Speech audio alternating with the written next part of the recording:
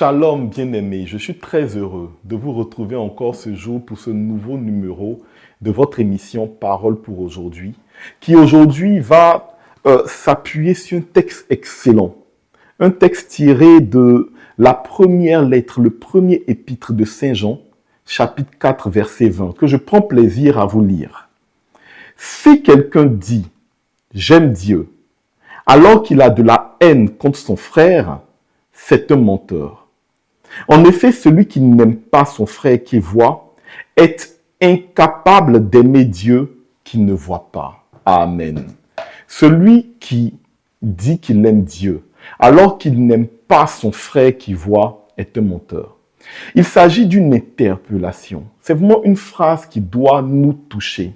Bien aimés, nous avons tendance à croire que notre comportement doit être aligné avec le comportement de celui avec qui nous sommes. Si on est en face d'une personne qui a un mauvais comportement, qui nous blesse, la société nous poussera à nous défendre, mais en ayant un comportement équivalent. C'est là l'erreur. En tant que chrétiens, nous ne devons pas avoir un comportement équivalent. Nous avons le droit de nous protéger, nous avons le droit de vivre dans une société où nous avons de la sécurité, mais notre comportement doit être aligné avec le Christ. Si nous voulons avoir un comportement équivalent, rendre le mal pour le mal, nous ne pouvons pas avoir une relation d'amour avec Dieu. C'est ce que le Christ disait. Il disait que le comportement, ce que tu fais au plus petit d'entre mes frères, le comportement que tu as avec les plus petits, c'est comme si tu avais le même comportement avec moi, Dieu. Ce que tu fais avec le plus petit d'entre mes frères, c'est à moi que tu le fais. Donc, bien aimé, ça veut dire que notre comportement doit changer. Tu dois découvrir, et c'est ce que tu vas découvrir aujourd'hui, l'œil de la compassion ou le regard compassionnel que tu dois avoir à l'égard de ton prochain. Quel que soit le comportement que a ton prochain, regarde ce que le Christ faisait. Le Christ a posé sur tous les êtres humains qu'il a rencontrés un regard compassionnel. Regardez un peu Philippe. Philippe, c'est un de ses disciples avec qui il était, qui avait des fragilités, et le Christ le savait. Et alors que le Christ développait, mais vraiment, une réflexion sur le royaume des cieux, sur Dieu, Philippe lui a dit, montre-nous le Père et cela suffit. Beaucoup d'entre nous auraient pris cela en mal. Mais le Christ, non. Il a dit simplement à Philippe, mais depuis le temps que je suis avec toi, tu ne vois pas encore que je suis le Messie. Celui qui m'a vu a vu le Père. Et son regard sur Philippe, on le sait, n'a pas changé entre avant et après. Ça aurait été quelqu'un qui n'est pas le Christ, son regard aurait été changé sur Philippe. Il aurait considéré Philippe comme quelqu'un en qui il n'aurait plus confiance. Le Christ, son regard sur l'être humain est invariant. Et c'est ça l'œil de la compassion. Le comportement que tu as avec ton prochain, quel que soit ce qu'il fait, n'est pas lié à ce qu'il fait, mais est lié à l'amour que tu as pour ton Dieu. Regardez le regard que le Christ avait sur Pierre. Pierre était celui qui était le plus proche de lui.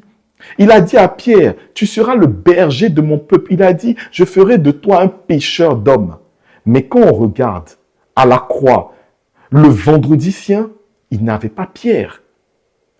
Pierre, le plus proche collaborateur, le chef de notre église, n'était pas là.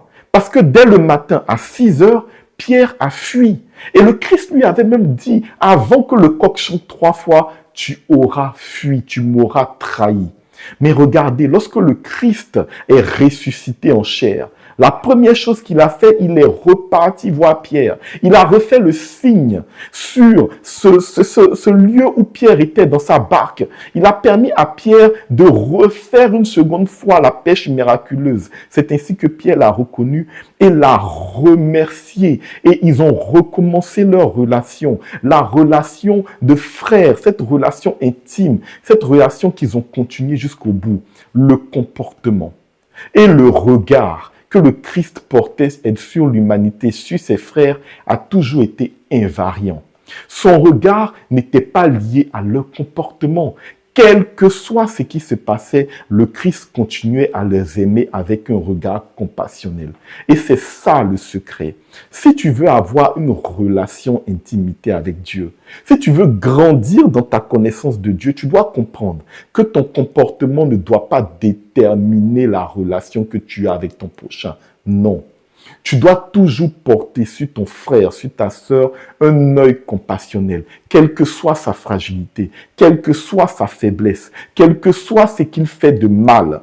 Tu as le droit de lui accorder ton conseil. Tu as le droit de lui parler, de lui expliquer ce qui ne va pas. Mais tu n'as pas le droit de le condamner. Tu n'as pas le droit de l'abandonner. Tu n'as pas le droit de considérer le péché plus que le pécheur. C'est ça l'exemple. Regardez au pied de la croix. Il n'y avait que Jean et sa mère. Mais qu'est-ce que Dieu a fait? Le Christ a trouvé le moyen de regarder Jean alors qu'il avait un regard tuméfié, détruit par la peine et par la souffrance. Même là encore, il a porté sur Jean un regard compassionnel. Même les femmes, lorsqu'il portait sa croix, rappelez-vous le vendredi saint, et les femmes qui pleuraient sur Jésus leur a dit, ne pleurez pas sur moi, femme, mais pleurez sur vous et sur vos enfants. Le regard compassionnel, c'est ça le secret. Bien-aimé, quel que soit ce qu'on te fait, ne laisse pas ce qu'on te fait prendre le dessus. Oublie pas que ce que tu fais à l'autre correspondra parfaitement à ce que tu fais à Dieu. Si tu dis que tu aimes Dieu et que tu n'aimes pas ton prochain et que tu fais du mal à ton prochain, tu es un menteur. Pour ne pas faire du mal à ton prochain, il faut que tu aies face à lui un regard compassionnel. Il faut que tu poses sur lui l'œil de la compassion. Amen. Parce que l'on ne se nourrit pas que de pain, mais de toute parole qui sort de la bouche de Dieu. J'espère t'avoir accordé aujourd'hui une parole qui va peut-être transformer ton regard sur ton prochain. Je te remercie, je te souhaite une très belle semaine et à très bientôt.